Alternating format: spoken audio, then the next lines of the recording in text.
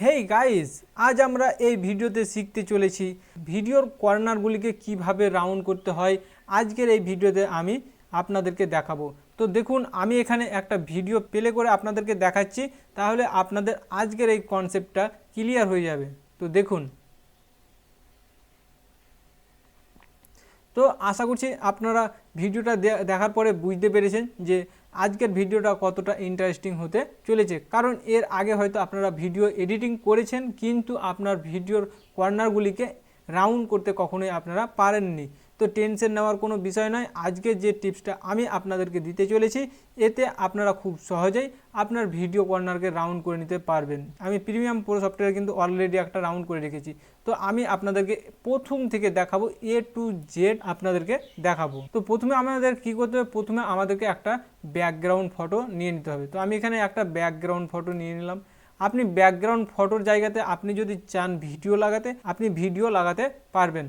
তো আমি আপনাদেরকে ফটো দিয়েই দেখাচ্ছি। দেখুন, আমি টাইম লাইনে কিন্তু একটা আমার ফটো ব্যাকগ্রাউন্ড হিসাবে নিয়ে নিলাম। তারপরে এখান থেকে একটা আমি ভিডিও নিয়ে নিচ্ছি। দেখুন, টাইম লাইনে কিন্তু একটা আমি ভিডিও নিয়ে নিয়েছি। এখানে একটা ভিডিও এবং একটা ব্যাকগ্রাউন্ড হিসাবে আমি একটা ফটোকে ইউজ করব। আমাদের কাজ কি হচ্ছে, আমাদেরকে ইফেক্ট কন্ট্রোলে সার্চ করতে হবে রাউহেন এজেস, ROUGH। আপনি যেমনই লিখবেন এখানে আপনার সামনে কিন্তু একটা চলে আসবে রাউহেন এজেস বলে। এটাকে আপনারা কী করবেন, ড্রাগ করে আপনার ভিডিও লেয়ারের উপরে ছেড়ে দেবেন। ভিডিও লেয়ারের উপরে ছেড়ে দেওয়ার সাথে সাথে এখানে দেখবেন একটা লাল রঙের দাগ চলে আসবে।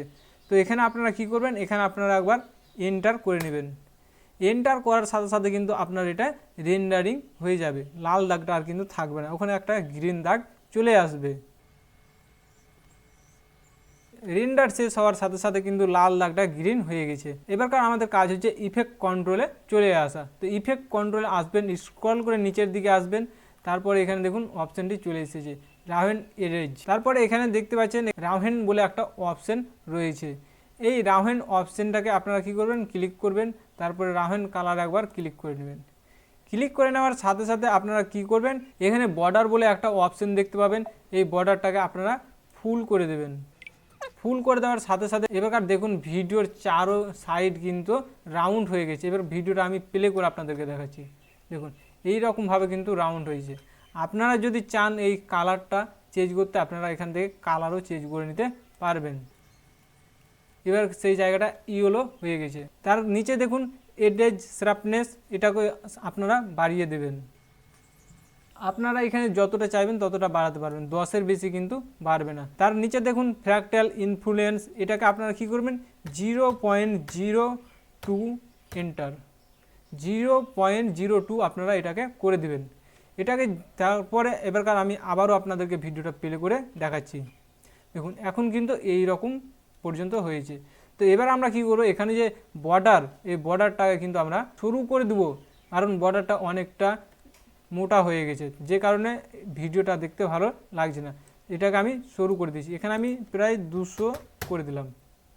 দেখুন, 200 করে দেওয়ার সাথে সাথে ভিডিওর কর্নারগুলো দেখুন একেবারে পারফেক্টলিভাবে রাউন্ড হয়ে গেছে। এবারকার আমি আপনাদেরকে ভিডিওটা আবারও প্লে করে দেখাচ্ছি। দেখুন, এবার ভিডিওটা কী করবো, ভিডিওটাকে একটু ছোট করি, তাহলে আপনারা বুঝতে পারবেন। দেখুন, ভিডিওটাকে আমি ছোট করে নিলাম। তারপরে যদি আপনারা চান এই বর্ডারটা দেখুন এখানে কিন্তু খুব একটা ভালো লাগছে না, তো এখানে আপনারা এটাকে কমা বাড়া করে দেখবেন যে আপনার পারফেক্টলি কোনটা। তো আশা করছি আপনারা বুঝতে পেরেছেন যে ভিডিওর কর্নারকে কিভাবে রাউন্ড করতে হয়। আপনারা এক ক্লিকের মাধ্যমে কিন্তু আপনার ভিডিওকে রাউন্ড করে ফেলতে পারবেন। বন্ধুরা, আজকের ভিডিও নিশ্চয়ই আপনাদের ভালো লাগবে।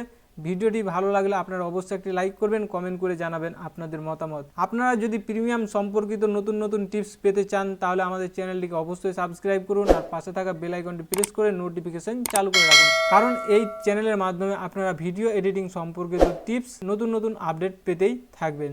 আজকের ভিডিও এই পর্যন্তই, আবারও কথা হবে পরবর্তী ভিডিওতে।